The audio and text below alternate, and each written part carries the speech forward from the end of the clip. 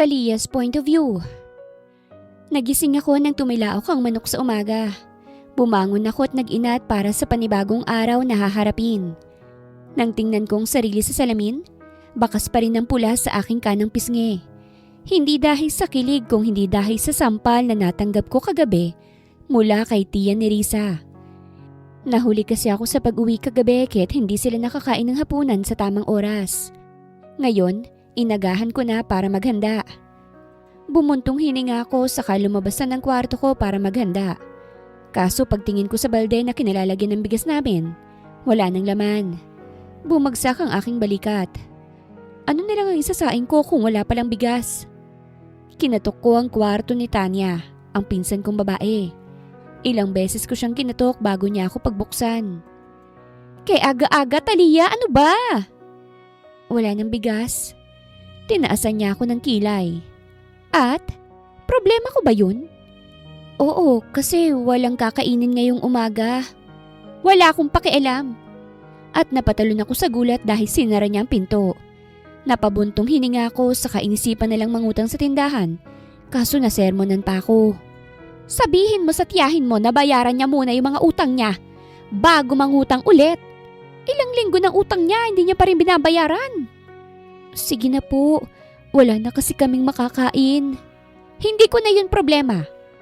Bigo akong bumalik sa bahay at sa pagkakataong to, gising ng tiyahin ko. Oh, saan ka nang galing? Ba't wala ka pang sinaing, ha? Gusto mong lagyan ng pula yung isa mo pang pisngi nang magpantay na? Wala na pong bigas, Tia. Ayaw na rin magpautang ni Tia Lucia. Napapikit si Tia Nerissa. Akala ko hihinga lang siya ng malalim pero pagmulat niya, sinampal niya ako sa kaliwang pisngi kaya't napahawak ako rito.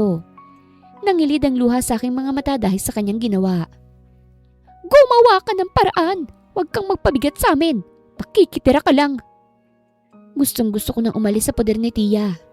Sa ilang taon ko sa bahay niya, mula nang mawalang mga magulang ko wala akong ibang naranasan kung hindi ganito. Ngayon ay inalok ako ng aking nobyo na si Jasper na magtanan kasama niya. Ngunit nagdalawang isip din ako dahil kargador lang ang trabaho niya. At may pamilya siya.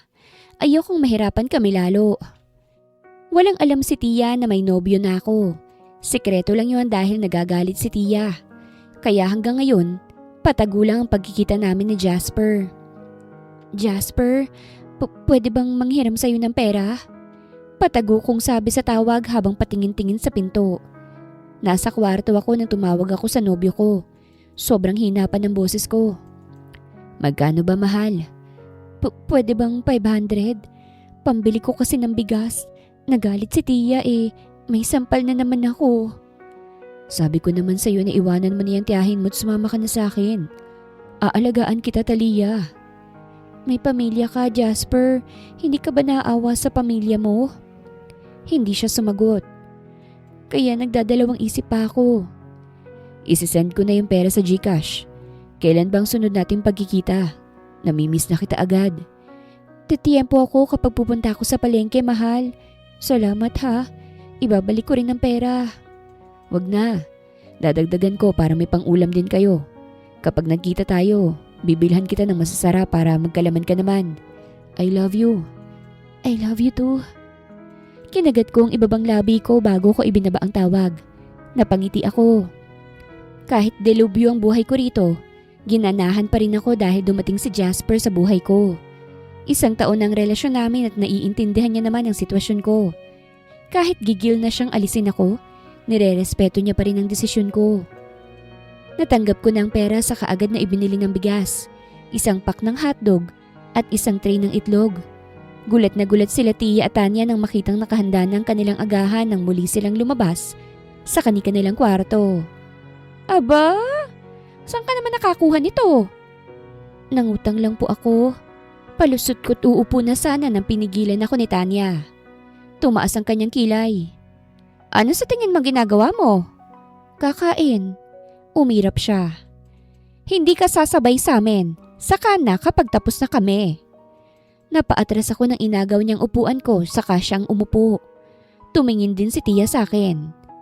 Mamaya ka nalang kumain, Talia. Masakit sa dibdib na ganitong trato sa akin pero wala akong magawa. Silang nagmamay-ari ng bahay na ito. Sampid lang ako. Nagpatuloy lamang ang sikretong relasyon namin ni Jasper. Kapag uutusan ako ni Tia sa palengke, doon kami nagkikita. Hindi ko na talaga kayang makita yung pasamo sa pisngi, mahal. Sumama ka na sa akin. Ilalayo kita rito. Malungkot ko siyang tiningnan. Paano ang pamilya mo? Kaya na nilang sarili nila. Mahalaga ka sa akin, Talia. Hindi ko kayang makitang ganito ka palagi. Pumayag ka na, please. Pangakong hindi kita pababayaan. Hinalikan niya ang aking kamay. Sasama ka ba? Pumungay ang aking mga mata. Sige, sasama na ako, Jasper. Lumaki ang kanyang ngiti. Mabuti naman at nakapagdesisyon ka na. Sa susunod na linggo, 7:00 ng gabi, magkita tayo ha. Ite-text kita, okay? Maghanda ka, Talia. Tumango ako saka yumakap sa kanya. Sobrang nag-enjoy akong makasama si Jasper, kaya hindi ko na malaya ng oras. Kaya naman natagalan muli ako sa pag-uwi. Inaasahan ko na sasampalin agad ako ni Tia pag-uwi pero tahimik lang sila sa sala. Pagdating ko, pasensya na po't natagalan. Paghingi ko ng paumanhin sa gitna ng kanilang katahimikan. Nag-angat ng tingin sa akin si Tia ni Risa at tumayo siya. Kinabahan ako nang lumapit siya sa akin. Talia, sabihin mo nga sa akin bakit ka natagalan? Napalunok ako. Marami kasing tao sa palengke. Hindi agad ako nakapili. Sobrang bilisan ng tibok ng puso ko. Ayokong magsinungaling pero kailangan. Para maprotektahan ko ang relasyon namin ni Jasper. Hindi ko siya kinakahiya. Sadyang hindi lang sa tamang panahon ng aming pag-iibigan, kaya't kailangang itago. Sinungaling! Sabay kaming napatingin ni Tia kay Tanya na ngayon ay nakataas ang kilay sa akin. Nakita kita kanina. May kayakap kang lalaki. Nanlaki ang aking mga mata. Nakita niya kami? Hindi na ako nagtataka. Manang-mana ka talaga sa nanay mo. Hindi pa nga ako nakapagsalita matapos marinig yun. Sampal agad ni Tia ang natikman ko. Hindi lang sampal ang ipinatikim niya sa akin. Hinila niya pa ang buhok ko. Tia! At may gana ka pa talagang lumande, ha? Sino ka para maglande, Talia, ha? Akin na nga yung cellphone mo. Namilog ang aking mga mata at umiling. Ano naman ngayon kung may boyfriend ako, Tia? Wala naman ho akong ginagawang masama para magalit kayo. Hindi ka pwedeng mag-boyfriend dahil ibebenta kita. Napasinghap ako sa sinabi niya at nanlamig. Ano? Dahil wala kang silbi rito. Magkakaroon ka ng silbi sa iba kaya't ibebenta kita.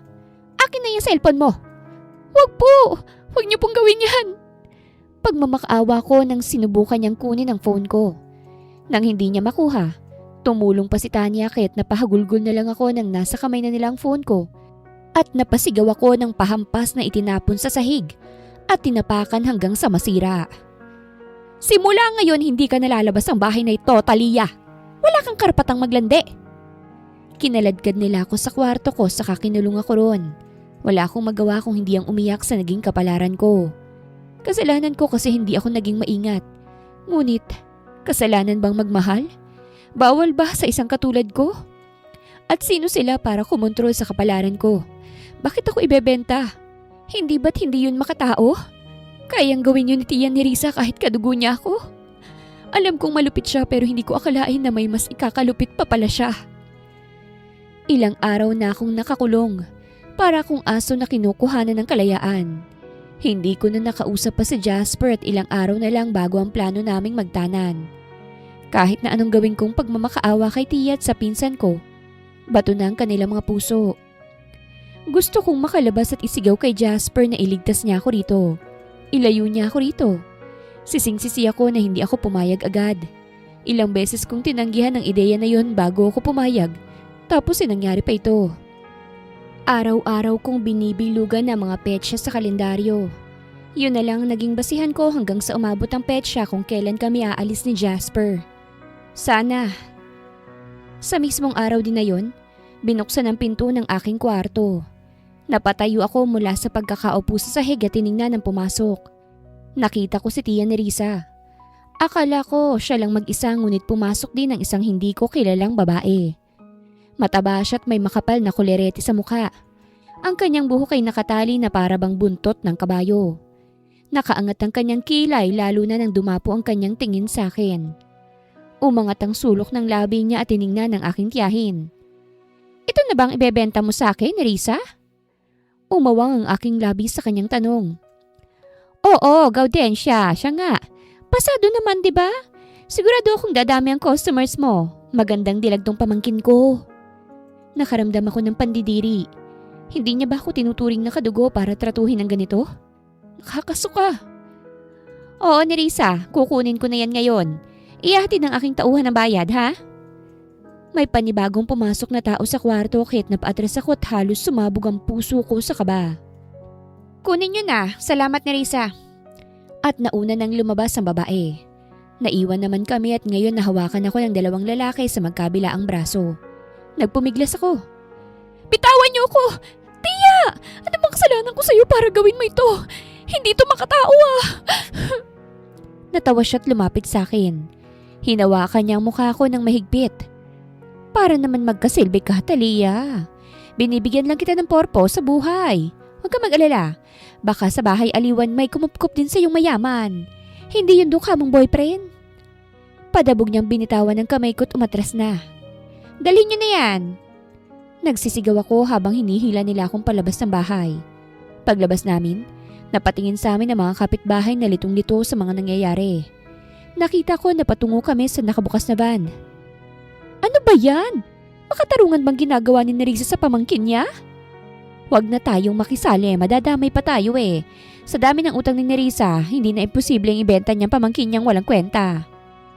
Tagos na tagos sa puso kong narinig ko mula sa kapitbahay namin. Hanggang tingin lang sila't hindi man lang makaramdam ng awa. Talia! Namilog ang aking mga mata nang marinig ko ang boses ni Jasper. Kita ko siya na patungo sa akin ngunit hinarangan siya ng lalaki at ni Tia mismo. Jasper! Tulungan mo ko! Pinilit kong magpumiglas sa mga nakahawak sa akin pero masyado silang malakas. Ikaw bang boyfriend ng pamangkin ko? Tanong ni Tia kay Jasper na ngayon ay puno na ng pag-aalala ang kanyang mga mata. Oo, boyfriend niya ako. Anong gagawin mo kay Talia? Huwag ka nang umasa pa sa pamangkin ko. Maghanap ka na ng iba. Hindi ka naman pangit. Madali lang para sa'yo makahanap ng iba. Ibebenta ko siya sa bahay aliwan. Kung mabibili mo siya, pwede mo siya makasama. Nanlaki ang mata ni Jasper.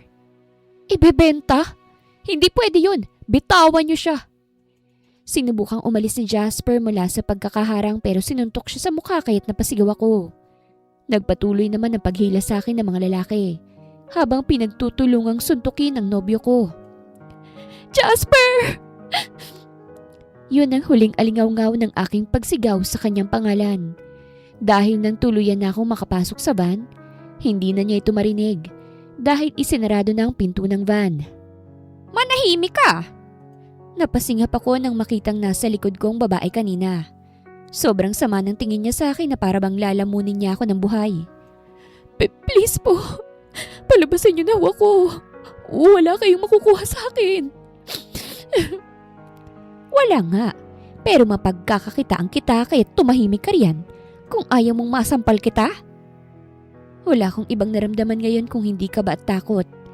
Kaba para sa buhay ni Jasper na hindi ko na alam kung anong lagay matapos suntukin at takot para sa maaaring mangyari sa akin. Pagdating namin sa isang bahay, itinulak ako ng lalaki papasok sa isang silid at napaigdad ako ng padabog na isinarang pinto. Nanginginig ang aking katawan habang tinititigan ng mga babaeng nakaupo na lamang sa bawat sulok. Parang gaya ko, hindi rin nila gusto ang mapunta rito. May mas bata pa sa aking lumuluha. Kayakap niya ang isang babae na mukhang ate niya.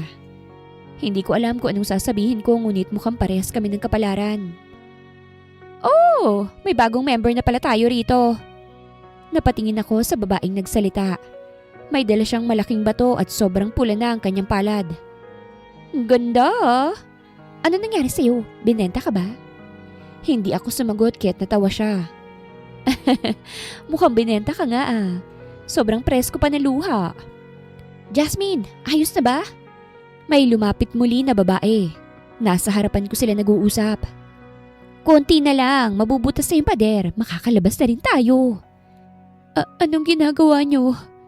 Tatakas kami. Hindi ko hahayaang pagserbisyuhan yung mga marumi dyan.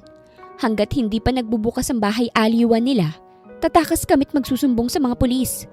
Ikaw, gusto mo bang manatili? Agad akong umiling. Hindi, tutulong ako. Gusto kong makaalis dito. Ayoko rito.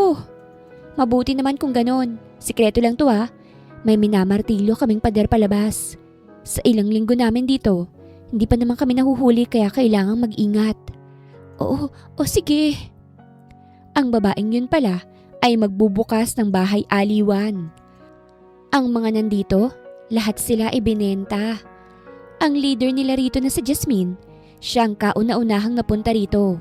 At ang babaeng mataba na yun ay sariling tiyahin niya. Kaya sa unang gabi ko pa lang dito, pinukpok ko ng pader ng bato at kapag papasok ang tauhan para bigyan kami ng pagkain, natatabunan lang ito ng lumang kortina. Hindi ka pa ba pagod? Hindi mo ginalaw yung pagkain mo. Ani Jasmine nang silipin niyang ginagawa ko. 3 araw nang nakalipas mula nang ibenta ko. Wala akong ginawa kung hindi ang pukpukin ng pader na ito para lang mabutas at makalabas. Wala akong oras para umiyak pa rito. Kung hindi ako gagalaw, baka wala ng pag-asa sa akin. Mamaya na ako kakain. Kailangan mabutas na itong pader. Patuloy pa rin ako sa aking ginagawa habang si Jasmine manghanang nakatingin sa akin. Para saan tong ginagawa mo? Para sa boyfriend ko. Ani ko at tumigil para punasan ng pawis sa aking mukha. Binalingan ko siya. Magtatanan sana kami kaso nangyari to. Kailangan kong makaalis para makita siyang muli at takbuhan ng lahat. Nang magsimula ulit akong magpukpok, bumigay ang konting semento ng pader at nagkaroon to ng malaking butas. Pareho kaming natigilan ni Jasmine at nagkatinginan kami sa isa't isa. May butas na! Napatango ako sa kamatapang na sinilip ang labas. Nagkaroon ako ng tiyan sa buhay dahil ang labas ng butas ay kagubatan na. Mamayang gabi aalis na tayo, ani Jasmine sa akin. Ipapaalam ko sa kanila na magandang balita ito. Tumango ako sa katinakpan nito ng kortina. Nang gumabi, pumasok ang mga lalaki at ang matabang babae. Isa-isa niya kaming sinuri bago nagsalita. Ngayon na ang huling araw ng pagkakakulong nyo dahil sa susunod na araw, magbubukas na ang bahay aliwang ko. Maraming bisitang pupunta at bukas ipapalinis namin kayo. Maliwanag ba? Nakakuyom lang ang aking kamao habang nakatingin sa kanila. Maliwanag ba? Sagot! Maliwanag. Sagot nila bukod sa akin na hindi kayang sumagot. Good!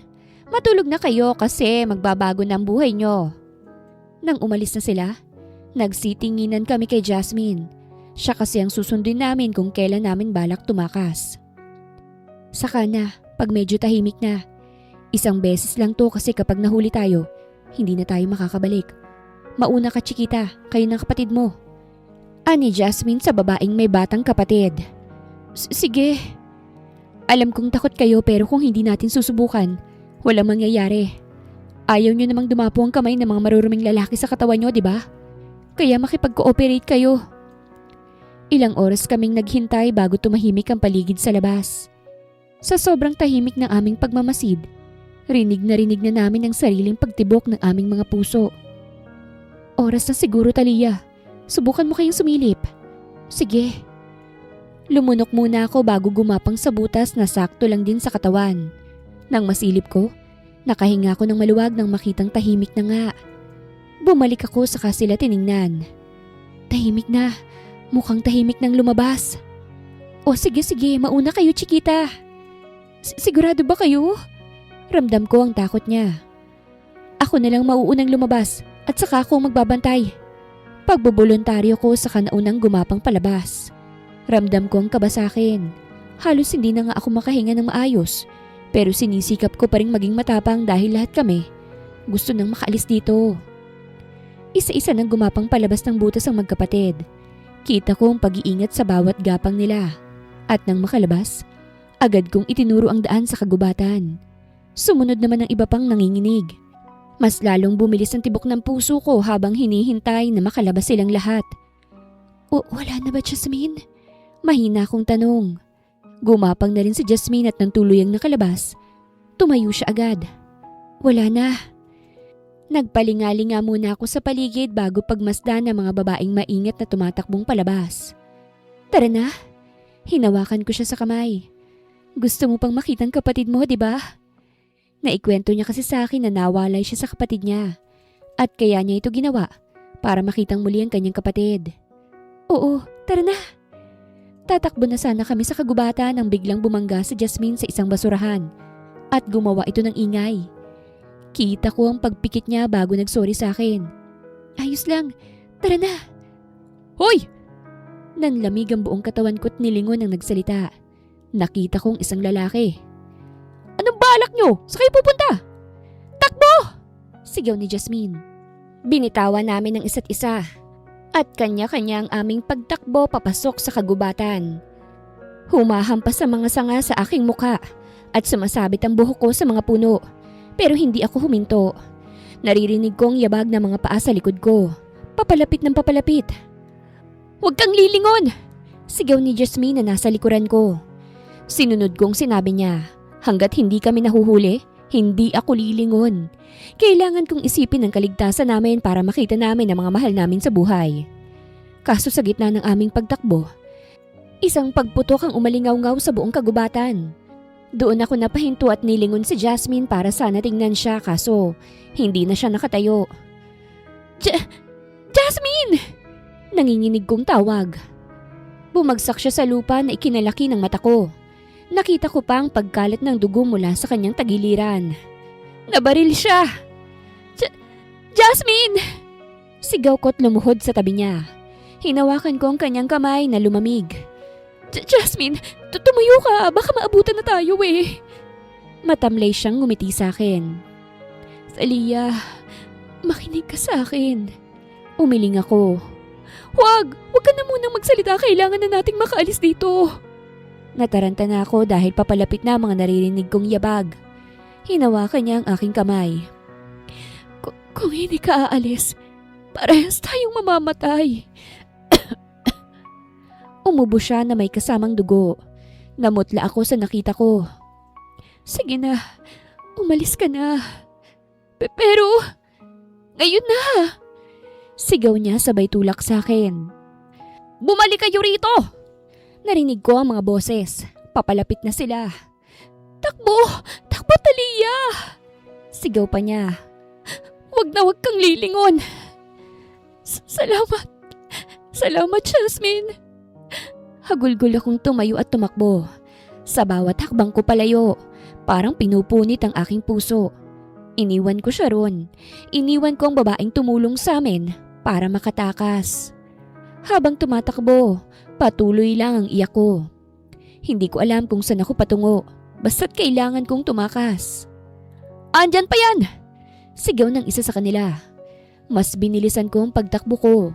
Ngunit bigla akong nadapat gumulong ang katawan ko pababa sa isang madulas na bahagi ng lupa. Paulit-ulit akong tumilapon hanggang sa tumama ang ulo ko sa isang napakalaking bato. Biglang dumilim ang paningin ko't halos hindi makapagsalita. Hindi ko maigalaw ang aking katawan at para akong nabingi dahil sa lakas ng impact. Ang huling pumasok sa isip ko bago tuluyang mawalan ng malay ay ang mukha ni Jasper. Nangilid ang luha sa aking mga mata. Sa nangyari sa akin ngayon, mukhang wala ng pag-asang makita ko pa siyang muli. Isang mabigat na pakiramdam ang nagpagising sa akin. Hindi ko halos maigalaw ang aking katawan at tila hindi ko alam kung anong klaseng pakiramdam ang meron ako ngayon. Ang unang bumungad sa paningin ko ay ang kisame na yari sa tuyong kawayan at nipa. May mga bitak yun at doon pumapasok ang sinag ng araw. Nasaan ako? Sumakit ang ulo ko nang bahagya akong gumalaw. Aray! Agad kong naramdaman ng kirot sa aking ulo at ang panlalambot ng buong katawan ko.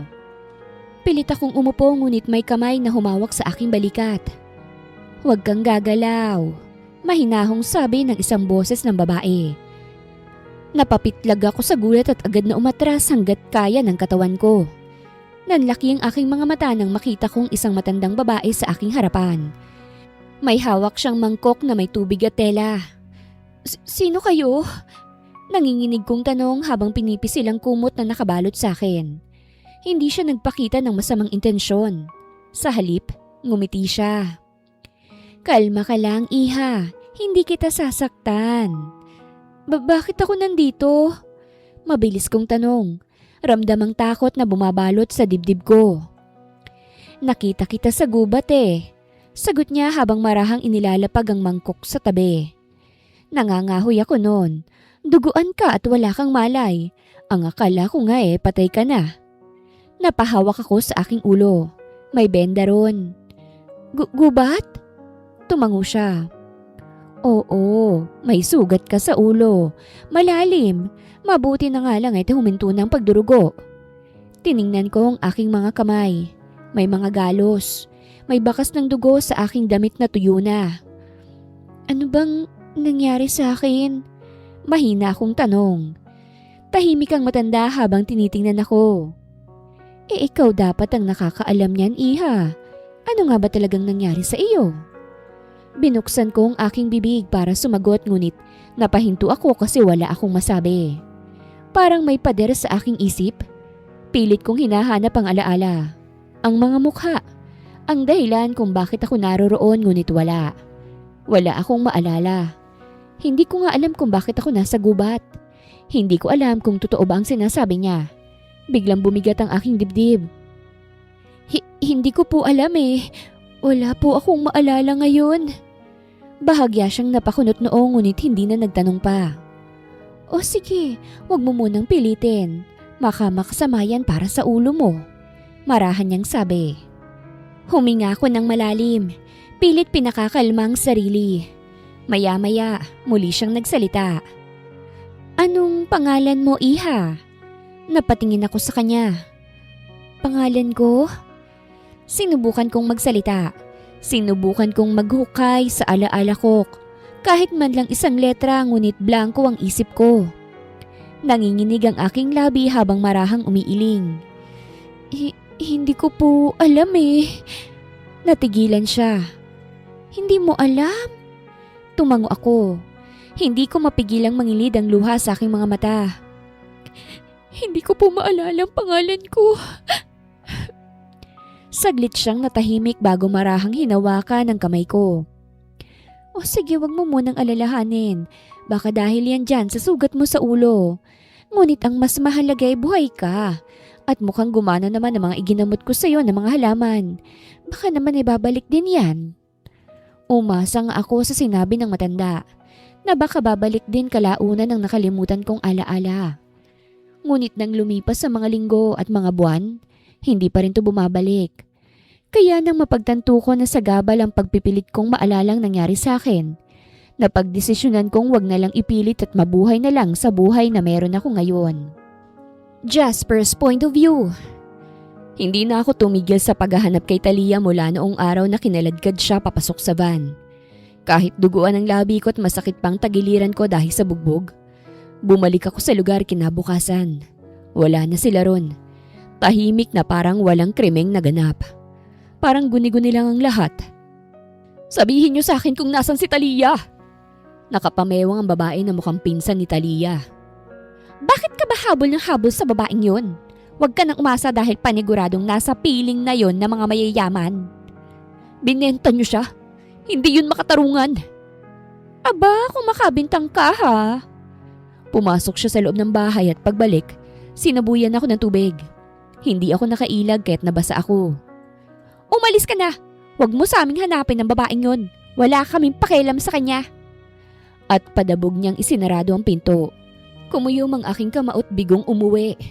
Umiiyak pa si mama nang makitang sitwasyon ko ngayon. Hindi ko siya masisisi kasi umuwi ako na puno ng bugbog. Itigil mo na ito, Jasper. Iniwan ka na ng babaeng yun Hindi niya ako iniwan, ma. Kinuha siya ng mga lalaking yun.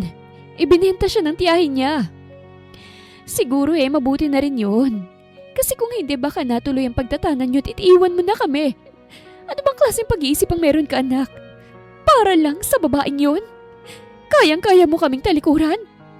Hindi ako nagsalita. Umalis na ako para wala ng gulo. Alam kong mali ang bala kong gawin pero gusto ko lang makasama si Talia. Gusto ko siyang ilayo sa abusado niyang tiyahin. Ngunit masyado akong nahuli. Hindi pa rin naman ako nawawalan ng pag-asa. Kahit alam kong dehado, sinusubukan ko pa rin. Dinala kong sarili ko sa presinto. Isinumbong kong tiyahin niyang si Nerissa. Isinalaysay ko ang lahat ng nalaman ko mula sa pang-aabuso sa kanya hanggang sa pagbenta at sapilitang pagkuha ng mga lalaking hindi ko naman kilala. May ebidensya ka ba? Tanong ng pulis. Napayuko ako. Wala. Wala akong ebidensya. Wala akong litrato. Wala akong video. Wala akong saksi na handang magsalita. At saka baka naglayas lang yung babae. Maraming gumagawa niyan eh. Dagdag pa ng isa. Para akong sinaksak sa dibdib kasi alam kong hindi naglayas si Talia. Kinuha siya ng mga lalaking yun. Inagaw siya sa akin. Pero paano ko ipaliliwanag yun kung wala akong hawak kung hindi ala-ala at galit? Hindi ko basta maireklamo ang tiyahin niya dahil wala naman akong sapat na ebidensya. Maaari pa akong mabaliktad. Lumipas sa mga araw, mas lalo lang akong nangulila sa kanya. Sa umaga, nagtatrabaho ako at sa gabi, naghahanap ako. Bawat iskinita, bawat pabrika, lahat pinupuntahan ko. Mahanap lang siya. Kaso wala. Gusto kong humiling sa Panginoon na sana mayaman na lang ako at hindi isang dukha na walang maipagmamalaki para sa ganun. Madali kong maibibigay kay Talia ang gusto niyang buhay. Anak, nagpunta ang papa mo rito. Tumigil ako sa paghakbang palabas ng bahay nang sabihin niyo ni Mama. Nilingon ko siya. Kita kong nagdadalawang isip siyang banggitin yon. Alam ko namang ayaw mo siyang makontak o makausap. Pero hindi ko kayang nakikita kang nahihirapan dahil sa babaeng yun. Kaya't sinabi ko sa kanya ang problema mo. Huwag na siyang mga ilam pa. Pero anak naman, akong nahihirapan sa iyo eh. Ang papa mo, handa siyang tumulong sa pinansyal na. Hindi ko ho kailangan. Pagputol ko. Huwag mo nang gawin yun ulit. Baka sabihan ka na naman ng asawa niya na desperada. Umalis na ako pagkatapos. May papa akong mayaman. Ngunit dahil iniwan niya kami para magpakasal siya sa katulad niyang mayaman, lumaki akong may galit sa kanya. Arranged marriage ang dahilan kung bakit sila nagkawalay. Balak nga akong kunin ni Papa noong sanggol pa ako pero hindi pumayag si Mama. Isa pa palaging kinokontak ni Papa, si Mama. Kahit na may asawa na siya kaya't nang masugod si Mama noon, nagalit talaga ako ng todo at pinutol na ang koneksyon sa kanya. Mas mabuti nang mabuhay kami ng simple, kesa marangya ngunit magulo. Hindi ko pinangarap maging mayaman ngunit walang puso. Pinokus ko ang sarili ko sa pagtatrabaho para naman maibsan ang lungkot at nararamdaman ko. Patuloy pa rin ako sa paghahanap. Nag-iipon na nga rin ako ng pera kung sakali mang mahanap ko na siya. May balita ka ba? Tanong ng kasamahan ko habang nagpapahinga kami sa kargahan. Pinunasan kong sarili kong pawis habang nakikinig sa kanila. Nahuli raw yung babaeng sangkot sa bentahan ng mga babae. May isang napatay eh. Maraming nailigtas. Nanlaki ang matakot na patingin sa kanila. Parang may sumabog sa dibdib ko. Anong ibig niyo sabihin? Gulat silang napatingin sa akin. Ayos ka lang, Jasper? Saan mo nakuha yung balitang yan? Sa dyaryo. Inabot niya sa akin. Bakit ba? Tiningnan ko ang dyaryo at nakita kong itsura ng mga nahuli. Kasama na ron ang mga lalaking bumugbog sa akin at tangbos nila. Hoy Jasper, sandali! Hoy, hindi pa tapos yung trabaho mo! Iniwan kong trabaho ko at tumakbo papunta ron. Hinahanap ng aking mga mata si Talia sa dagat ng babaeng biktimang nagiiyakan. Hindi ko siya makita kaya't lumapit ako sa isa para magtanong. Pinayagan naman ako ng mga pulis na makalapit. May kilala ba kayong Talia? Paulit-ulit kong tanong. Payat lang siya, maputi, may pasa sa pisngi. May isang babaeng napatingin sa akin. Nanginginig ang kamay niya. Kilala namin siya. Siya yung kasama ni Jasmine. Asa na siya? Nakita niyo ba? Umiling ang babae. Si Jasmine, nabaril eh. Pero bago yun ay nakatakas sila. Pinauna kami kahit wala na kaming alam sa sunod na nangyari. Basta't ang kumpirmado lang, nabaril si Jasmine at namatay. Nanlamig ako. Siya lang ang nakita sa kagubatan ng mga pulis. Si Talia, hindi nila nakita. Parang gumuho ang mundo ko. Buhay pa ba siya? O huli na ang lahat? Pinakiusapan ko ang mga pulis na hanapin siya. Nagbigay ako ng pangalan, deskripsyon, kahit ano. Pero mabagal silang kumilos. Siguro dahil hindi lang naman siyang inaasikaso nila. Maraming nangyayari araw-araw. Pero ang sakit pa ring isipin na wala akong kakayahan. Hindi ko alam kung buhay pa ba siya. Kumpirmado ng patay na yung Jasmine na pamangkin pa ng nagpasimuno ng lahat ng ito. Isa akong kargador. Walang pera, walang koneksyon. Walang kapangyarihan. Bigo akong naglakad pa uwi. Walang ibang nasa isip ko kung hindi si Talia. Hanggat hindi pa siya nahahanap, umaasa ako na buhay pa siya. Yun na lang ang pangahawakan ko. Hindi ko na ituloy ang pagtuloy sa bahay nang makitang may nakaparadang kotse doon. Kumunot ang noo ko. Lumabas sa kotse ang lalaking ayaw ko nang makita. Umigting ang aking panga. Anong ginagawa mo rito? Gusto kitang tulungan, Jasper. Kahit na anong pagtaboy mo sa akin, hindi maipagkakailan na anak kita. Ikaw lang nag-iisang anak ko. Hindi ko kailangan ng tulong mo. Lalagpasan ko na siya nang hawakan niya ako sa braso. Babaguhin ko ang buhay mo. Kahit yun na lang ang pambawi ko sa pagkukulang ko sa'yo. Wala kaming anak ng asawa ko kaya't walang magmamana ng ari-arian ko kung hindi ikaw lang. At isa pa, may pinaglalaban ka, hindi ba? Ayokong matulad ka sa akin. Kapag nakita mong mahal mo, mabibigyan mo siya ng magandang buhay kung tatanggapin mo ang alok ko. Anong alok mo? Sumama ka sa amin sa Amerika. Mag-aral ka ron. Ihahanda kita para sa business. Ito na lamang ang pambawi ko sa'yo at sa ina mo, Jasper. Magandang araw mga viewers! Ang kwentong ito ay hatid ng Love Series TV. Salamat sa pakikinig! Sa Lia's point of view. Sa unang mga buwan lang naman ako nahirapan sa sitwasyon ko. Kung hindi dahil kay Tia Merlinda, hindi ko kakayanin to. Kay laki ng ambag niya sa buhay ko to the point na hindi ko na kayang itanong pang nakaraan ko kasi tingin ko pangit. Sa mga buwan na taon na kasama ko ang ginang, sobrang payapa ng buhay ko. Binigyan niya rin ako ng pangalan kasi hindi ko makilala ang akin. Mahirap lang si Tia Merlinda. Kaya kahit gusto niya akong ipagamot, hindi rin kaya at nagdadalawang isip din siyang gawin yon. Dahil baka naman may banta pala sa buhay ko. Given na nakita niya akong duguan at walang malay sa kagubatan. 5 taon ang nakalipas mula nang magising ako sa isang kubong duguan. Wasak at walang kahit na anong maalala. Kilala ko bilang si Annabel. Hindi ko alam ang mga alaalang nawala sa akin. Hindi ko alam na may parte ng sarili kong binura ng panahon. Curious ako ngunit sa tuwing ipipilit kong sarili kong makaalala, sumasakit ang ulo ko't nawawala ng malay. Tinuturing akong tunay na anak ng ginang na sumagip sa akin. Tinuturuan niya akong magtanim, mag-alaga ng hayop, at mamuhay ng payak pero payapa. Sa kanya ko unang natutunan kung ano ang salitang tahanan. Masaya ako. Totoong masaya ako sa buhay na meron ako. Pero tingin ko may kulang pa rin. Ngunit hindi ko lamang masabi kung ano ba yun. Iha, bumili ka ng damit na mapupusuan mo hanggat narito tayo sa lungsod. Ani Tia Merlinda sa akin nang bumaba kami sa lungsod para bumili ng mga kailangan.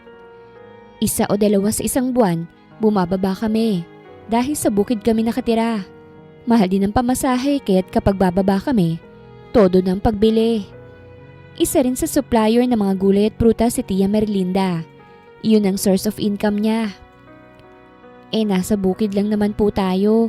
Hindi ko kailangan. Sagot ko kay Tia. Kahit na. Dalaga ka, magpaganda ka. Malay mo may mabibighani sa iyo rito. Hindi mo naman kailangang mamuhay sa bukid. Napailing ako. Ayos naman sa bukid, Tia. Payapa kahit walang kuryente. Sagana naman tayo sa tubig. Bumili kami ng karne. Wala kaming refrigerator kaya't nakikilagay lang kami sa kapitbahay na malayo pa sa bahay namin. May bayad pa yun. Bumili rin kami ng mga groceries. Pakyaw na itong ginagawa namin para hindi nabababa kung may kailangan. Kumaway si Tia Merlinda sa motor na papakyawin namin na nasa kabilang gilid ng kalsada. Ayan na si Mario! Tumawid na tayo, Annabel! Maligayang sabi ni Tia Merlinda at nauna nang tumawid. Susunod na sana ako nang napahinto ako dahil sa nakabibinging ingay ng pagbusina ng sasakyan. at huminto ng ilang pulgada na lang ang layo kay Tia. Tia! Sigaw ko't mabilis na lumapit. Natumba siya sa kalsada at nahulog ang mga pinamiling gulay at tray ng itlog sa kalsada. Tia! Lumuhod ako sa gilid niya at hinawakan siya sa balikat. Ayos ka lang po ba? Oo, iha. Hindi naman ako natamaan pero yung mga itlog nabasag. Nakaramdam ako ng gigil at nag-angat ng tingin sa magarang kotse. Tumayo ako at tumakbo patungo sa kotse at hinampas ang harapan nito.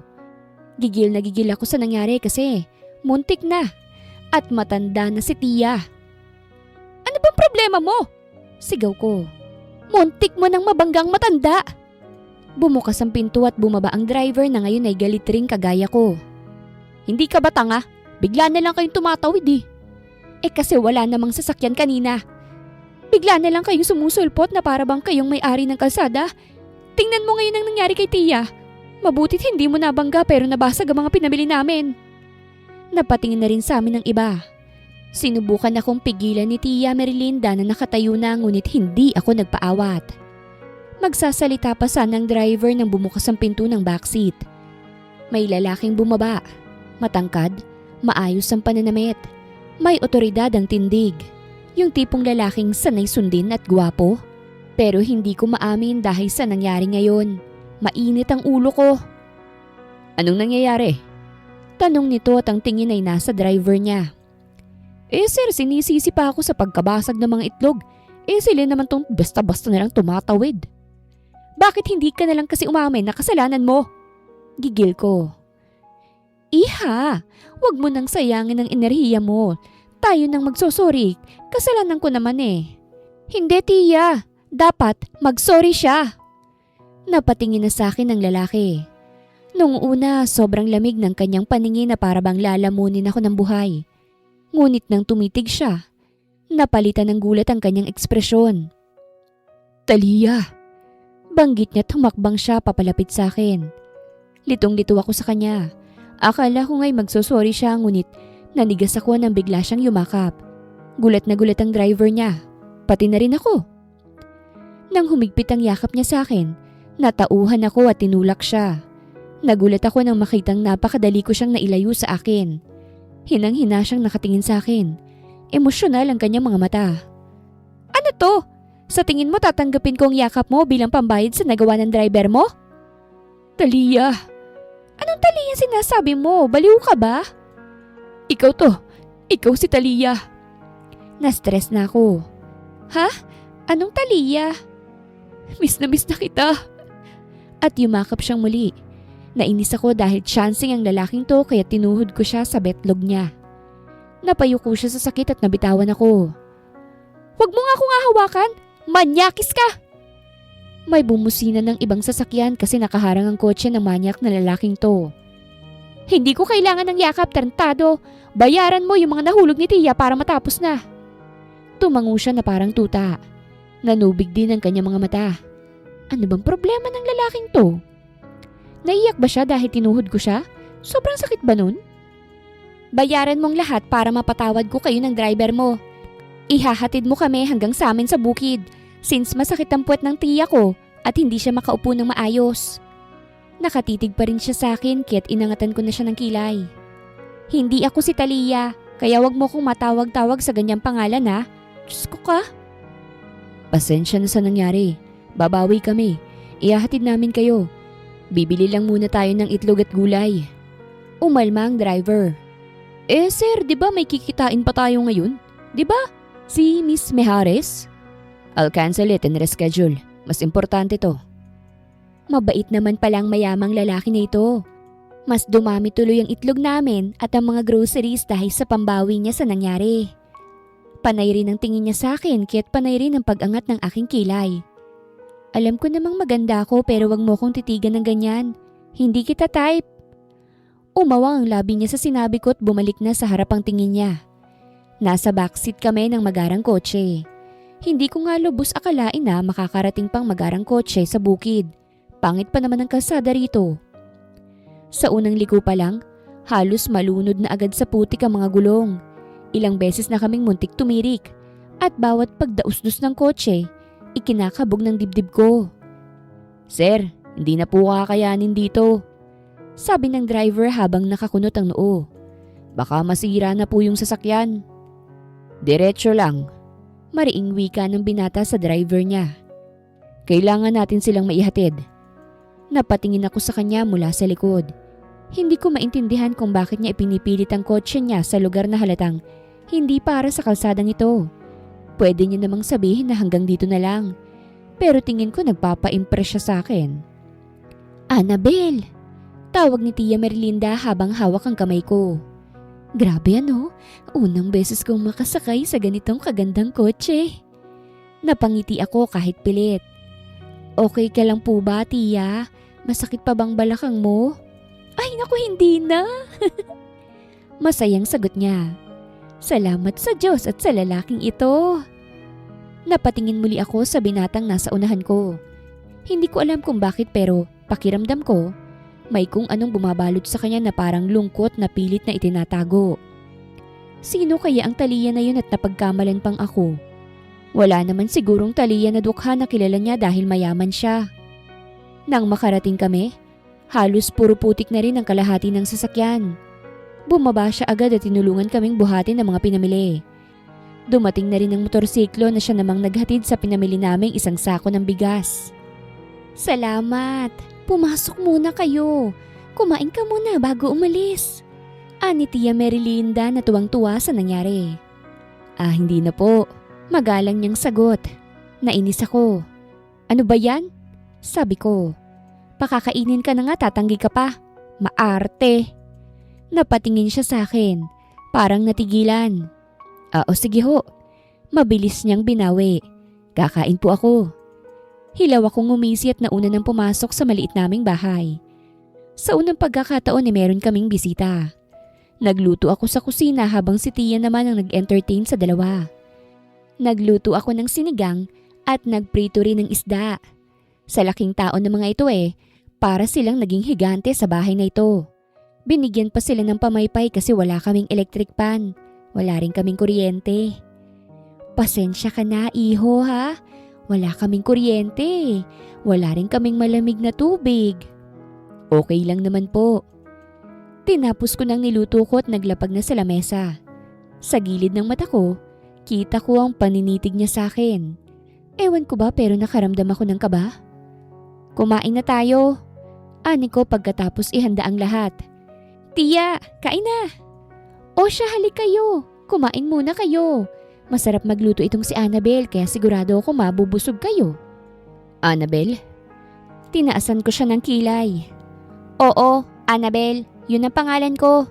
Hindi Talia. Medyo sarkastiko ang pagkakasabi ko noon bago ko umupo at kumain na. Habang kumakain kami sa maliit naming mesa, napatingin ako sa bintana at naisipang biruin siya. Uy, masarap ba yung luto ko? Oo, masarap.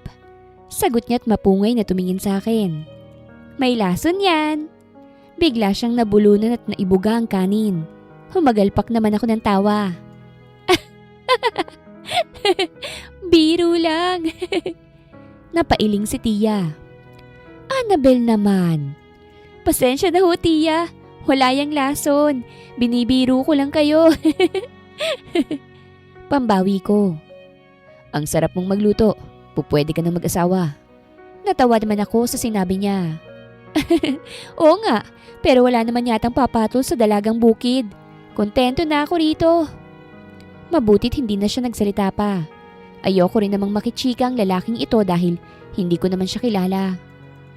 Nang gumabi, lumabas na ang dalawang lalaki. Jasper pala ang pangalan ng binata, samantalang Ray naman ang pangalan ng driver niya. Personal na nagsorry muli sila sa amin bago lumabas sa bahay. Napahalukip-kip lang ako habang tinatanaw ang driver na sinusubukang paandarin ang kanilang kotse. Jasper, iho, maraming salamat ha. Hulog ka talaga ng langit Huwag ka mag-alala, hindi ako galit sa nangyari. Alam ko na mga aksidente lamang yon. Ani Tia Merlinda. Walang anuman po. Sumulyap siya sa akin. Salamat din sa pag-intindi. Hindi ka ba magsusorry dahil pinagkamalan mo kung ibang babae dyan? Nangyayakap ka pa. Tumikhim siya't hinarap ako. I'm sorry, hindi ko sinasadya. Kamukha mo kasi talaga siya. Sino ba yung Talia na yan? Girlfriend mo? Oo, at 5 taon na siyang nawawala. Umawa ang labi ko't napatingin ako kay Tia Merlinda. Nagulat din. Talaga? Baka naman patay na yun? Hindi siya patay. O baka naman sumama na sa iba pero ang lupit mo 5 taon na mahal mo pa rin? Oo, kasi kapag nakita ko siya, hindi ko na siya pakakawalan pa gaya ng dati. Napatango ako at hindi na nagsalita. Wala naman akong alam sa buong pagkatao ng lalaking to kaya't ayoko nang magsalita. Sir! Bumalik ang driver niya na may bigong ekspresyon sa muka. O bakit? Ayaw na hong umandar ng sasakyan eh. Ha? Oho sir. Si Jasper ang tumingin sa kotse at kami naman ni Tia ay nagkatinginan. Nakaramdam ako ng konting konsensya dahil napakalayo rin naman talaga nito. Dito na lang kayong manatili. Alok ni Tia Merlinda nang bumalik si Jasper. Gabi na rin kasi baka bukas ayos na yan. Ayos lang po ba na dito na muna kami? Sumulya pa siya sa akin. Oo naman iho, pero pasensya na't wala kasi kaming kutsyon. No problem po. Kaya kinagabihan, sa munting bahay namin sila nanatili. Ngunit ang isang gabi lang sanang pananatili ay nadagdagan ng kinaumagahan, hindi pa rin umaandar ang sasakyan. Bukod doon, walang signal dito kaya't ang driver na si Ray nautusang bumaba mag-isa sa lungsod sa kayang motorsiklo para makahingi ng tulong. Naiwan tuloy ang binata rito na ngayon ay tumutulong pa sa amin ni Tia Merlinda. Iho, hindi mo naman kailangan gawin yan. Hindi ka naman sanay sa bukid eh. Ani Tia nang tinulungan kami ni Jasper sa pagkuha ng kahoy. Hindi ako nakapagsalita dahil napuno ako ng mangha. Napakarami kasi ng kahoy ang kanyang nadala at sisibakin pa niya ito. Sa yaman niya, hindi ko lubos akalain na marunong pala siya. Naku, sanay po ako Tia. Ganito ho ang buhay ko dati eh. Ay talaga ba? Opo. Ang galing naman. Bihira na lamang sa mga lalaki ang marunong sa ganito. Nang tumingin si Jasper sa akin, agad akong umiwas ng tingin. Hindi nakabalik dito ang driver ni Jasper. Ang bumalik dito makalipas ang ilang araw ay ang bagong sasakyan niya na pambukid. At may kumuha pa sa nauna niyang sasakyan para doon sa kanila ayusin. Hindi lang yon. May dala rin siyang kutsyon, refrigerator, at ang pinaka nakakagulat, pinalagyan niya kami ng kuryente. Kaya itong si Tia, mangyak-ngiyak sa kabaitang ipinapamalas ni Jasper sa amin. Iho, naku napakabuti mo naman. Ngayon lang kami nagkaroon ng kuryente. Ang mahal kasi. Walang anuman po. Basta po, ang mahalaga may ilaw na kayo. Lumapit na ako sa kanya. Wala ba tong kapalit? Napatingin siya sa akin. Iha, ano ka ba? Ani Tia. Pasensya na Tia. Hindi kasi natin siya kilala para makatanggap tayo ng ganito kalaking tulong. Baka naman may gusto siyang kapalit. Oo, may gusto akong kapalit. Umawa ang labi ko. Sabi ko na nga be, ano bang gusto mo? Wala kaming... Gusto kong manatili muna rito. Makapagbakasyon sana muna. Kung ayos lang sa inyo. Sa iyo, Annabel. Abay oo naman iho, ayos lang sa akin. Ayos lang ba sa'yo, Annabel? Napalunok ako bago matamlay na tumango na para bang disgusto ko. Pero sige, pagbibigyan ko to since may kuryente, refrigerator at kutsyon na kami. O sige, pwede ngunit wala kang maayos na mahihigaan na. 2 kutsyon lang ang binigay mo eh. Ayos na ako kahit saan, sanay ako. Sus, sa yaman mo na yan sanay ka? Isa lang naman akong simpleng lalaki bago mangyari ang lahat ng ito. At alam yun ni Talia.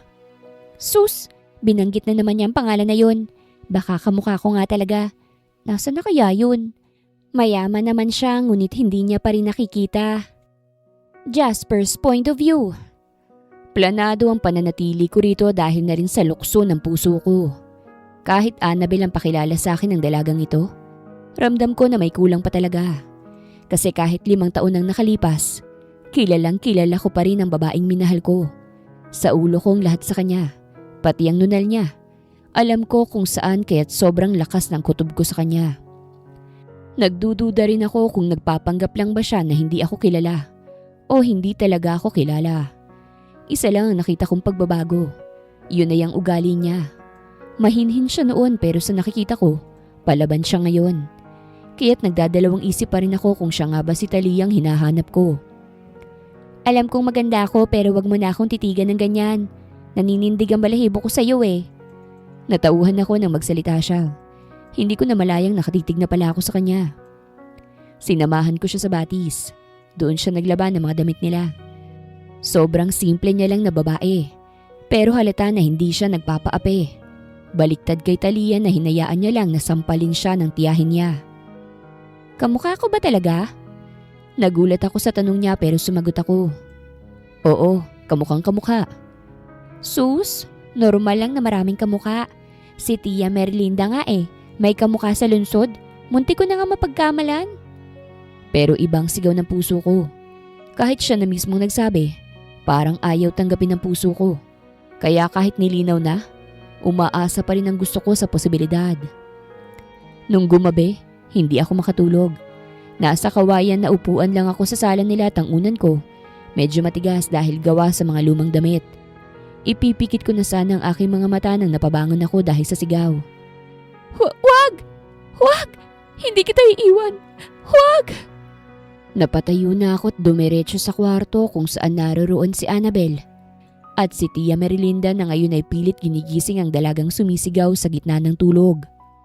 Iha! Niyakap ito ng matanda. Napalapit na rin ako. Anong nangyayari? Pasensya ka na iho kung nadistorbong pagtulog mo ha.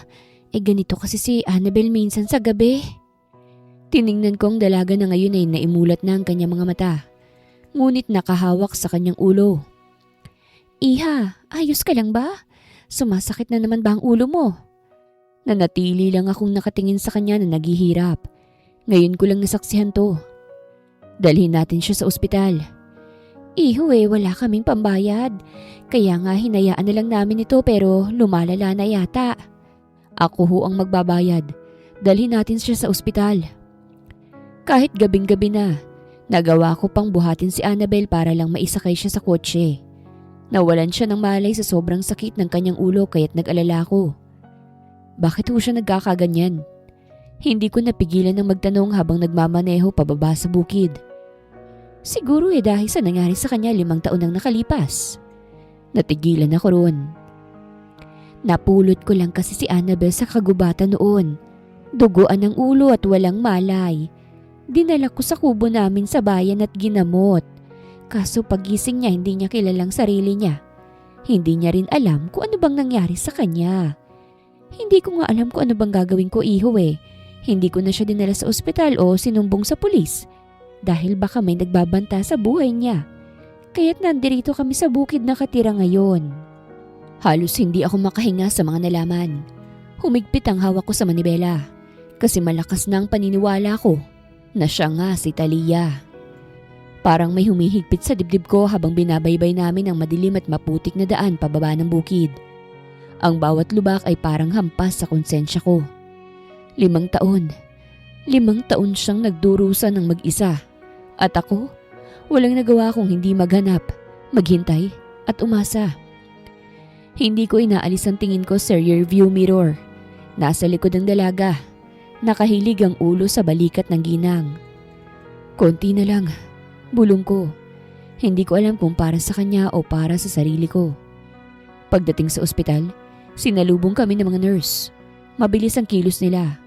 Inilapag siya sa stretcher. Tinanong ang edad, pangalan, kung ano nangyari. Napaatras ako nang tanungin ang pangalan niya. Annabel! Sagot ng ginang, nanginginig ang boses. Parang may tumusok sa puso ko. Gusto kong sumigaw. Gusto kong sabihin hindi. Na may isa pa siyang pangalan. Isang pangalan na inukit sa puso ko. Pero nanahimik lang ako. Hindi pa panahon. Lumabas ang doktor matapos ang ilang oras na pagtingin sa kanya. May lumang pinsala pala siya sa ulo. Paliwanag nito. Mukhang galing to sa matinding hampas. Posibleng iyon ang dahilan ng kanyang amnesia at ang mga matitinding pananakit ng kanyang ulo. Kailangan niya ng CT scan at gamutan. May posibilidad na bumalik ang alaala pero wala pa rin tayong kasiguraduhan. Hindi ko na narinig ang sumunod pang sinabi. Isang pangungusap lang ang umalingaw-ngaw sa isip ko. Posibleng bumalik ang alaala. Lumapit ako sa salamin ng ICU. Doon ko siya nakita. Nakahiga. May mga tubo at benda sa ulo. Sa liwanag ng ospital, mas malinaw ang lahat. Ang hugis ng mukha niya, ang pilik mata, at doon sa may bandang leeg, bahagyang natatakpan ng kumot ang munting nunal na minsan kong hinahalikan kapag nagkikita kami noon. Napapikit ako. Talia. Pabulong kong sambit. Ako ito. Hindi ko alam kung maririnig niya. Hindi ko alam kung makikilala pa niya ako. Pero sa sandaling yun, gumawa ako ng pangako sa sarili ko at sa babaeng nasa kabilang panig ng salamin. Hindi na ako aalis. Kahit hindi niya ako kilala. Kahit masakit. Kahit abutin pa ng panibagong mga taon. Hihintayin ko siyang maalala kung sino siya. At kapag dumating ang araw na yon, sisiguraduhin kong hindi na siya muling mawawala.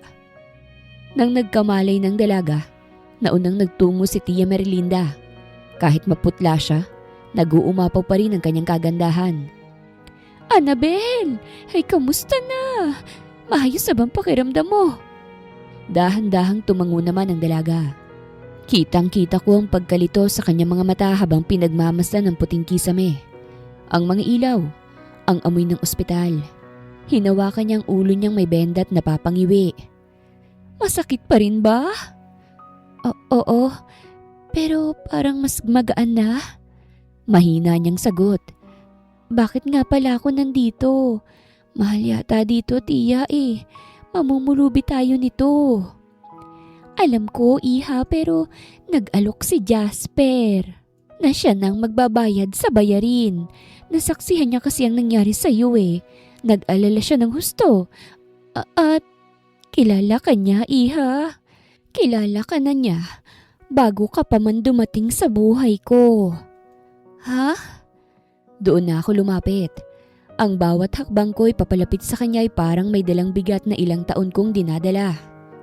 Paglapit ko, lumuhod ako sa sahig, sa gilid ng kama niya. Nagulat siya.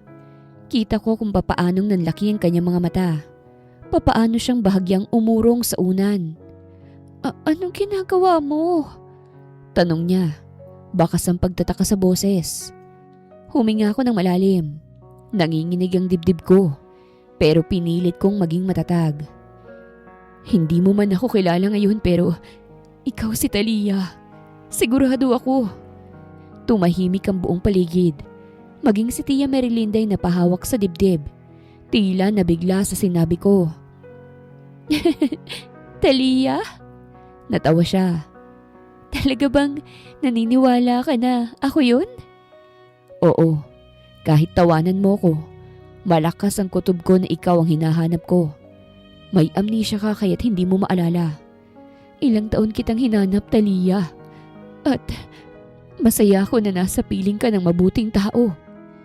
Hindi ko siya hinawakan. Hindi ko siya pinilit. Nanatili lang akong nakaluhod. Parang isang makasalanang humihingi ng kapatawaran.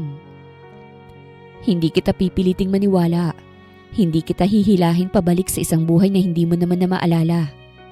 Hihintayin kita. Bakit? Mahina niyang tanong. Bakit mo gagawin yan sa isang taong hindi ka naman kilala? 5 taon ang nakalipas. Kung talagang ako si Talia, hindi mo na dapat ginawa to. Naghanap ka na lang sana ng... Mahal kita. Hindi ko kayang maghanap ng iba. Mas gugustuhin ko pang tumandang binata kaysa pumatol sa iba. Talia. Kaya hihintayin kita hanggang sa maalala mo ko. Ilang araw lang sa ospital si Talia bago payagan ng doktor na umuwi. Ako pa rin ang mismong naghatid sa kanila pabalik sa bukid. Pagdating namin doon, nakasunod lang ako kay Talia na tahimik ngayon. Si Tia Merlinda naman ay hinanda ng higaan. Talia, Annabel, tawag ko sa kanya. Lumingon siya. Bakit? Kailangan mong magamot. Hindi pa ba sapat yung sa ospital? Hindi. Dapat kang matingnan palagi hanggang sa bumalik ang alaala mo. Napatingin sa akin ng matanda. Para bang may inaantay siyang idagdag ko. Sumama na kayo sa akin. Sa bahay ko muna kayo. May doktor akong pwedeng kunin anumang oras. Mas magiging maayos kasi ang kalagayan mo ron. Agad na kumislap ang mga mata ni Tia Merlinda. Halos hindi na siya nagdalawang isip. Kung ganun iho malaking tulong yan. Matagal ko nang gustong ipagamot ng maayos yung si Annabel. Pero wala naman akong kakayahan. Si Annabel naman ay tahimik lang. Nakatingin lang siya sa sahig. Tila may mabigat na iniisip. Hindi ba masyado ng abala ito para sa'yo? Tanong niya sa wakas. Hindi ako tinitingnan. Baka kasi nagkakamali ka lang Baka kamukha lang talaga ako ng taong hinahanap mo. Tumango ako. Tinanggap ang pagdududa niya. Posible. Sagot ko ng tapat. Pero kung nagkakamali man ako, wala akong pagsisisihan. Mas mabuti na ang sigurado. Hinawakan ni Tia Merlinda ang kamay ng dalaga. Annabel, kung hindi totoo ang sinasabi niya, hindi siya mag-aaksaya ng panahon, pera at pagod para sa atin. Susubukan lang naman natin Wala namang mawawala. At para na rin hindi mo na kailangang magdusa gabi-gabi. Tumingin sa akin ang dalaga. Parang sinusukat niya ang bawat salita ko, bawat kilos. Sa huli, dahan-dahan siyang tumango. O sige, papayag na ako. Kinabukasan ay bumiyahe kami patungo sa bahay ko. Tahimik silang dalawa sa loob ng kotse. Ngunit ramdam kong paghanga nila sa bawat madadaanan naming malalawak na kalsada. Nang tuluyan na naming marating ang bahay, bumagal ang takbo ko. Bumukas ang malalaking bakal na gate. Ay Diyos ko! Marahang sambit ni Tia Merlinda. Kita ko sa salamin ang pagkabigla ni Annabel. Napalunok siya. Napatingin sa malawak na damuhan. Sa malaking bahay na tila hango sa mga kwento lamang. Dito ka nakatira? Tanong niya. Halos pabulong. Oo. Pagbaba namin ng sasakyan, sinalubong agad kami ng babae na maayos ang postura at elegante ang bihis. Anak! Yumakap si Mama sa akin na ngayon ay punong-puno na ng pag-aalala sa kanyang mga mata. Bumalik ka na! Nilingon niya ang kasama ko't namilog ang kanyang mga mata. Anak! Nakita mo siya? Tumango ako't lumapit sa kanila. Mama, sila si Tia Merlinda at Annabel. Annabel? Hindi siya makaalala, Mama. Kaya iyon ang pangalan niya. Napatakip si Mama sa kanyang bibig. Hindi siya makapaniwala. Ay Diyos ko! Naiintindihan ko si Mama. Kahit nagalit siya noon sa bala kong pakikipagtanan, alam niyang pinagdaanan ko. Alam kong masaya siya para sa akin. Sa Lia's point of view. Manghang-mangha ako sa kwartong inilian sa amin ni Tia Merlinda. Magkaiba kami ng kwarto at ang ganda. May mga kasambahay pa na nag-aasikaso sa paglalagay ng kortina at iba pa. Ito ang magiging kwarto mo. Ayos lang ba ito sa'yo? Marahang tanong ni Jasper. Oo, ang ganda nga Ngayon pa lang yata ako makakahiga sa ganitong bahay. Ayos lang ba talaga? Tumango siya. Oo, ayos lang. Sa tabi nito, kwarto ko na. Kumunot ang noo ko. Bakit tayo magkatabi? Namula ang kanyang tenga sa tanong ko. Para matugunan niyang pangangailangan mo, iha. Ani ng isang ginang na maganda. Mukhang ito ang ina ni Jasper. Sige po. Tumikhim si Jasper. Basta, kakatukin mo lang ako anytime, okay? Salamat. Nang ako na lang mag-isa sa bagong kwarto ko, napahiga na lang ako sa kama at napaisip. Nakatitig lang ako sa magandang kisame nang ginawa ko yon. Kung ako nga si Talia, ano bang nangyari sa akin? Bakit duguan ako? Bakit nasa gubat ako? Anong nangyari sa akin? Gusto kong itanong yung mga yon. Mabuting tao si Jasper at ramdam ko ang pag-iingat niya sa akin magmula nang nasa bahay na niya kami ni Tia. Pati ang kanyang ina, mabait din at talagang pinaglulutuan pa kami. Paborito mo raw ito, sabi ni Jasper. Naikwento niya sa akin noon. Umawang ang labi ko nang makitang pagkain na kanyang inilapag. Ano po ito? Bicol Express, tikman mo. Sinubukan kong tikman ang sinasabi kong paborito ko at masarap siya. Napangiti siya nang maubos ko at sinalinan pa ako ng tubig. Ma'am, asan po pala si Jasper? Tanong ni Tia Merlinda. Hindi kasi namin sabay sa tanghalian si Jasper. Ilang araw na rin ang nakalipas magmula nang magpunta kami rito. Nasa bahay ng papa niya. May meeting kasi siya kasama ang mga mehares. Ngunit huwag ka mag-alala. Uuwi rin yun agad lalo na't nandito ka na. Bakit po? Hindi po ba siya umuwi rito? Hindi Isang beses lang sa isang buwan kasi busy siya sa trabaho. Magmula nang ibinigay ng papa niya ang posisyon sa kumpanya nito, minsan ko na lang siyang mahahagilap. Kaya't masaya ko na araw-araw na siyang uuwi dahil sa iyo. Sana nga makaalala ka na, Iha. Sobrang laki na ng ipinagbago ng buhay ng anak ko. Hinintay ko ring umuwi si Jasper. Dapat ay nagpapahinga na ako. Iyon ang bili ng doktor. Yun din ang paulit-ulit na paalala ni Jasper. Pero heto ko ngayon, nakaupo sa sala. Yakap ang isang unan. Nakatingin sa pinto na para bang hinihintay ko ang isang bagay na hindi ko maipaliwanag. Tahimik ang bahay. Naririnig ko lang mahinang tiktak ng orasan at ang pagaspas ng mga dahon sa labas. Ilang beses ko nang sinubukang tumayo para bumalik sa kwarto. Pero tuwing gagawin ko yun may kung anong humihila sa akin pabalik sa inuupuan ko. Hindi ko gusto si Jasper. Hindi rin siya maalala ng isipan at puso ko, ngunit inaamin ko na hinahanap ko ang presensya niya sa hindi malamang dahilan. Kaya nang marinig ko ang tunog ng sasakyan sa labas ng bahay, napatayo agad ako bago ko namalayan ang ginawa ko. Ilang segundo pa, bumukas ang pinto at pumasok si Jasper. Kita ko agad ang pagod sa kanyang mukha at bagsak na bagsak din ang balikat. Ngunit nang makita niya ako, nawala ang lahat ng ito. "Oh, bakit gising ka pa?" Tanong niya. May halong pag-aalala. Hindi agad ako nakasagot. Bigla kong naramdaman ang kakaibang ginhawa sa dibdib ko. Hindi ako dinadalaw ng antok at talagang hinintay din kita. Pumasok siya sa loob at isinara ang pinto. "Dapat nagpapahinga ka. Masakit pa rin ang ulo mo minsan eh." "Okay lang ako." Mabilis kong sagot. "Ikaw, mukha kang pagod." Ngumiti siya ng bahagya. "Sanay na." Tahimik kaming dalawa. Pero hindi iyon ang awkward na katahimikan. Ito yung klase ng katahimikang komportable. Yung alam mong hindi mo kailangang punuin ng salita. "Sinabi nga pala ng mama mo na paborito ko raw ang Bicol Express. Totoo ba yun?" Napatingin siya sa akin. "Oo." "Naikwento mo raw noon." Tumango siya. Pero hindi na nagdagdag pa. Parang iniiwasan niyang detalye. Parang ayaw niyang pilitin ang isang alaala na wala pa sa akin. Masarap. Kung totoo mang paborito ko yun, naiintindihan ko kung bakit. "Mabutit na gustuhan mo. Balita ni mama sa akin naubos mo nga raw. Hindi natin afford yan noon kaya't nagsumikap talaga ako." "Talaga?" "Talaga.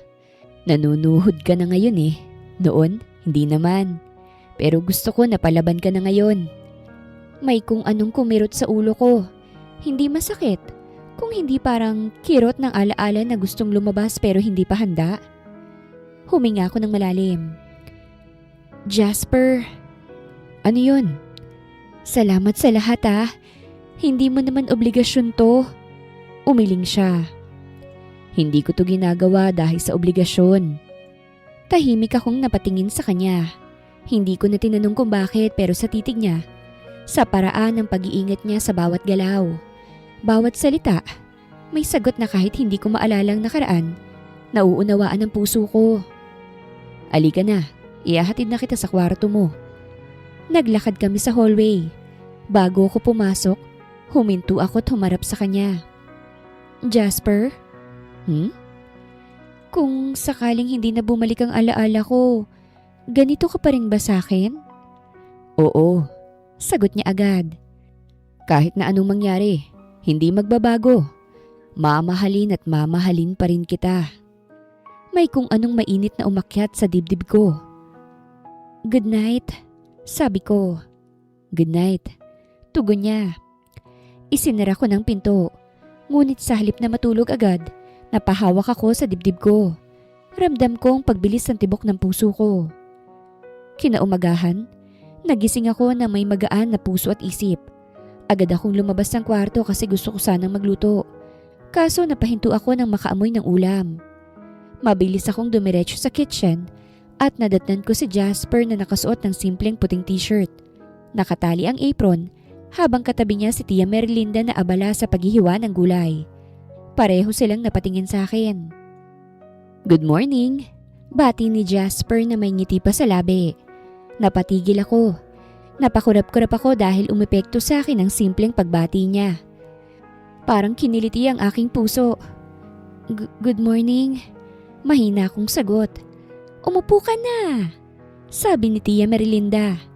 Nagulat nga ako eh. Siya raw ang magluluto ng almusal. Si Tia ang taga-utos. Ako lang naman ang taga-sunod. Biro ni Jasper. Hindi ka ba papasok? Umiling siya. Nag-leave ako. Ha? Gusto ko makasama ka eh. Diretsyong wika niya. Gusto kong alagaan ka. Gusto kong nasa tabi mo ko palagi. Umawang ang aking labi sa kanyang sinabi.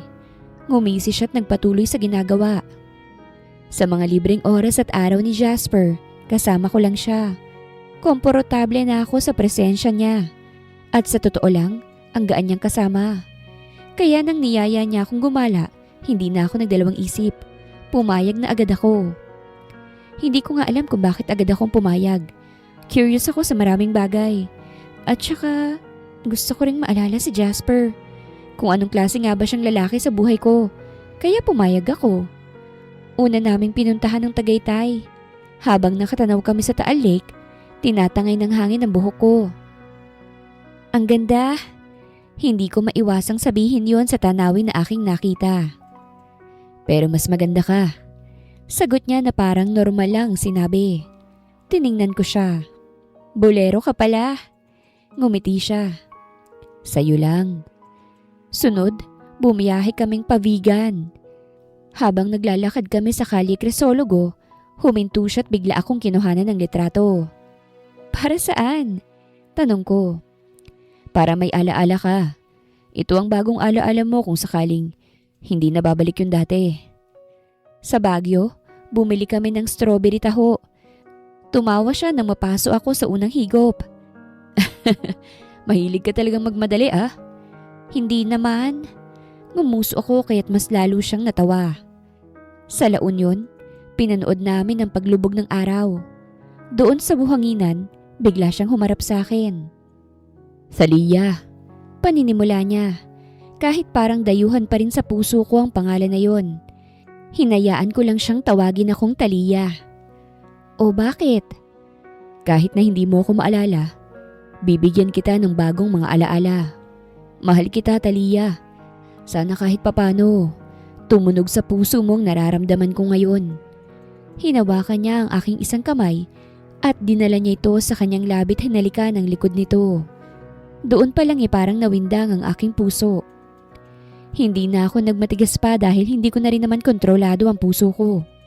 Hindi ko pa siya maalala ngunit sinisigaw na siya ng puso ko.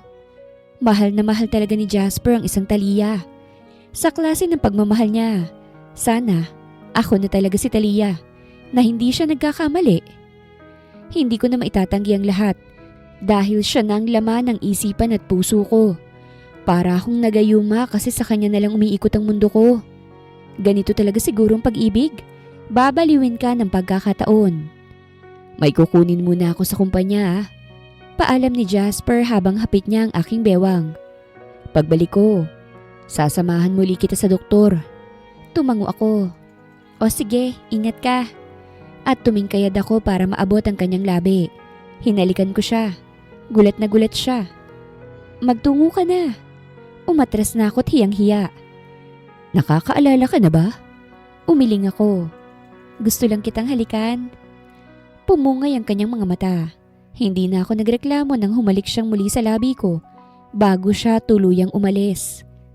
Nanatili lang ako sa bahay kasama si Tita Jackie. Tinuruan niya ako kung papaanong mag-bake at mag-design ng cake. Pangarap ko talagang magpatayo ng bakery shop eh.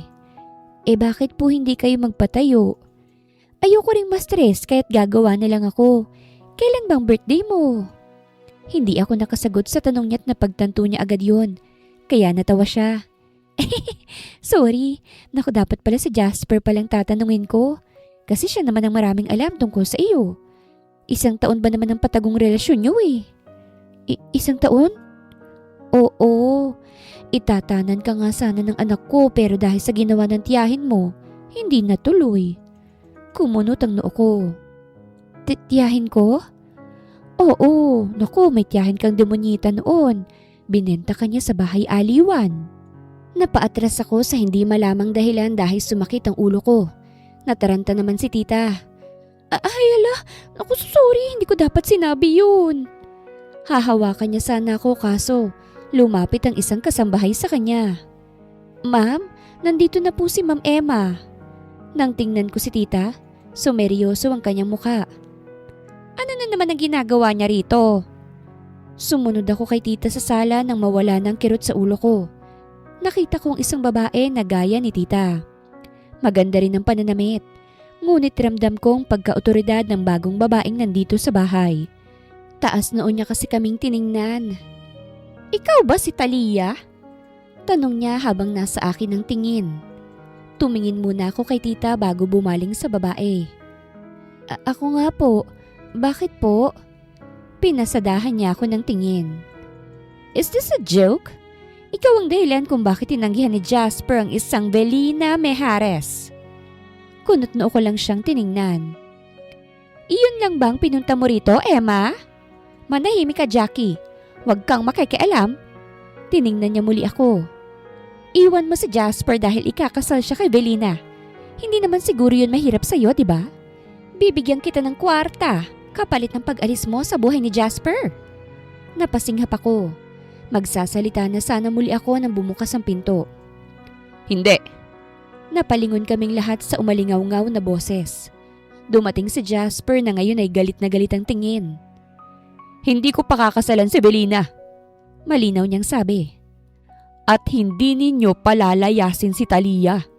Siya ang pipiliin ko kahit wala siyang alaala. Kahit ano pang mangyari, hindi niyo ako mapipilit sa gusto ko. Hindi makapaniwalang babae sa kanya. Wala kang utang na loob! Nanginginig sa galit ang boses ng babae. Namumulang kanyang mukha habang mariin siyang nakaturo kay Jasper. Kung hindi dahil sa asawa ko, wala ka ngayon sa kinalalagyan mo. Hindi ka magiging CEO at hindi ka magkakaroon ng lahat ng ito. Sigaw niya. Humigpit ang hawak ko sa laylayan ng damit ko.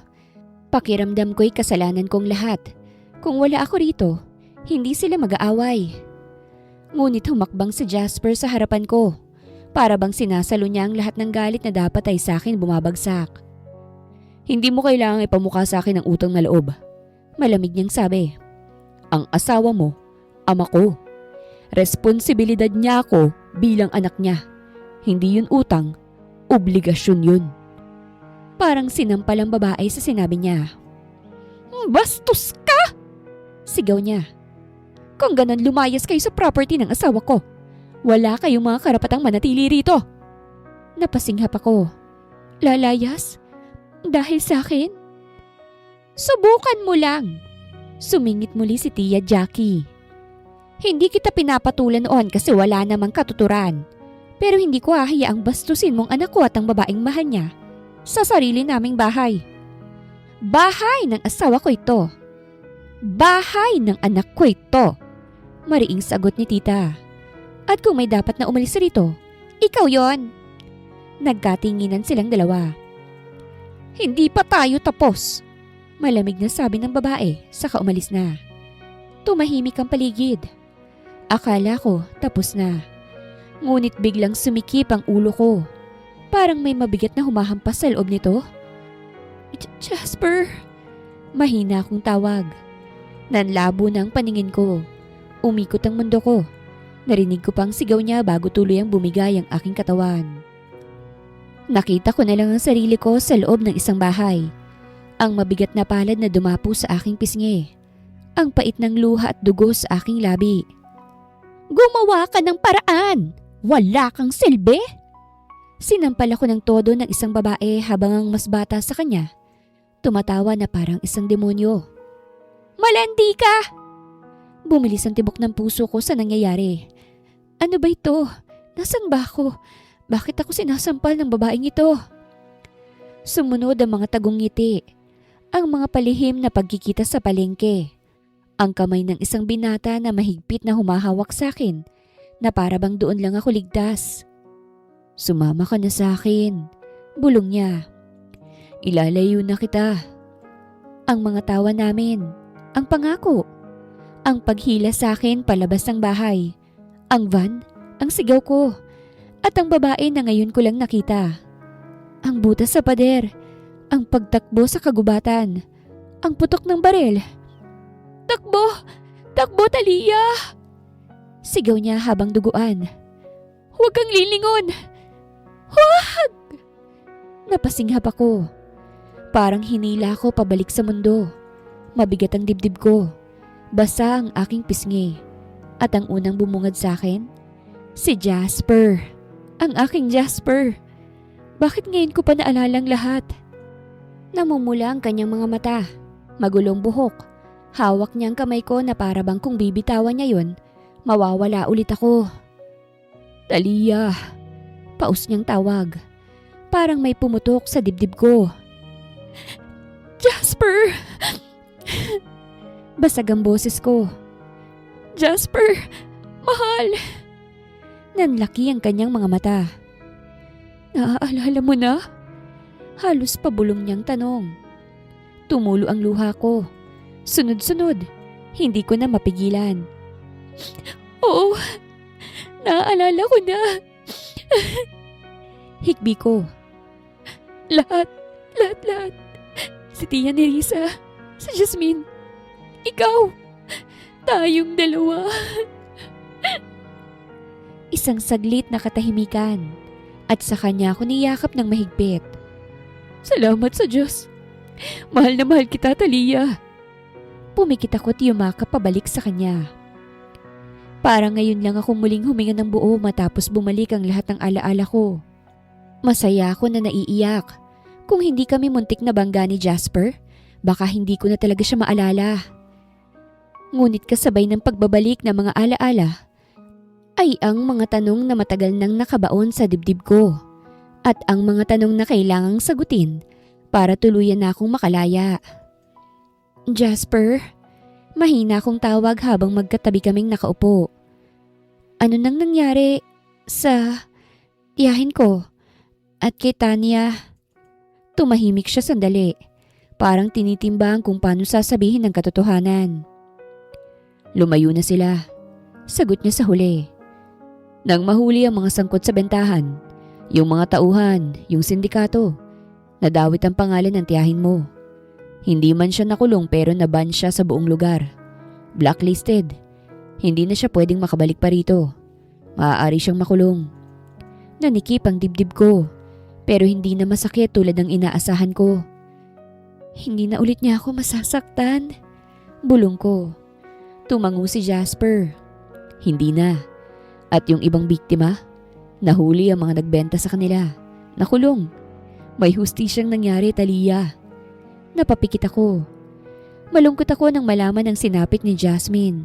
Siyang tumulong sa amin sa panahon na yon ngunit siya pang hindi nakaligtas. Mahigpit na hinawakan ni Jasper ang kamay ko. Ngayong bumalik ng alaala mo, sisiguraduhin kong papalitan natin ng magagandang alaalang nakaraan mo. Tumango ako at yumakap sa kanya. Hindi dito nagtapos ang lahat sa amin. Isang buwan matapos kong makaalala, hinarap namin ang ama ni Jasper. Magkahawak kamay kaming pumasok sa malawak na sala. Nandoon ang ama niya at ang asawa nitong hindi maitago ang galit at pagkainis sa mukha. Papa, nandito ako para harapin ka. Tumango ang kanyang ama. Kaya kong bitawan ang lahat. Diretso niyang sabi. Ang posisyon, ang kumpanya, ang pangalan. Kung iyon ang kapalit ng kaligayahan ko. Nanlaki ang mata ng asawa ng kanyang ama. Jasper! Ngunit hindi siya natinag. Aanhin kong yaman kung hindi ako masaya. Dugtong niya. Hindi ako papayag na maulit ang ginawa ninyo. Ang iwan ng mahal para sa kasal na walang puso. Hindi ko pakakasalan si Belina. At sana maintindihan mo yun. Kung may pakakasalan man ako, si Talia lang yun. Tumayo ang kanyang ama at lumapit to kay Jasper. Marahan itong pinatong ang kamay sa balikat ni Jasper. Yan ang pinaka-ipinagmamalaki kong narinig mula sa iyo, Jasper. Hindi kita ipapares kanino man sa hindi mo mahal. Hindi ko gagawin ang pagkakamaling ginawa ko noon. Tumingin siya sa akin at ngumiti. Maligayang pagdating sa pamilya, Talia. Bumigat ang lalamunan ko. Muling pumatak ang luha ko, ngunit sa pagkakataong to, yun ay luha ng tagumpay. Ngayon ay malaya na kami ni Jasper na magmahal sa panahong ito. Pinaglayuman kami. Sa huli, kami pa rin sa isa't isa. Ikinasal kami ni Jasper sa simbahan. Nakatayo ako sa dulo ng pasilyo. Suot ang isang simpleng puting wedding gown. Sa aking kamay, mahigpit ko namang hawak ang bouquet na parang hawak ko roon nakasalalay ang lahat ng tapang na natutunan ko sa mga taong dumaan. Nang bumukas ang pinto ng simbahan, siya agad ang una kong nakita. Si Jasper. Nakatayo siya sa harap ng altar. Nakatingin lang sa akin na parabang ako ang sagot sa lahat ng panalangin minsan niyang ibinulong sa dilim. Namumulang kanyang mga mata at hindi niya itinago sa bawat hakbang ko palapit sa kanya. Bumabalik sa isip ko ang lahat ng pinagdaanan namin. Ang mga sugat na muntik nang sumira sa akin. Ang pagkawala ng aking alaala. At ang pagmamahal na hindi kailanman bumitaw. At kahit ganun ang aming pinagdaanan, dito pa rin pala kami hahantong. Nang makarating ako sa harap niya, hinawakan niyang kamay ko. Handa ka na ba? Ngumiti ako. Damang kapayapaan sa aking dibdib. Handa na. Nagpalitan kami ng ngiti bago humarap sa pari. Handa nang tuparin ang mga pangakong minsan naming inakala ay hindi na mangyayari. At sa araw na yon, hindi lang kami nagpakasal. Pinili namin ang isa't isa sa kabila ng lahat. Wakas!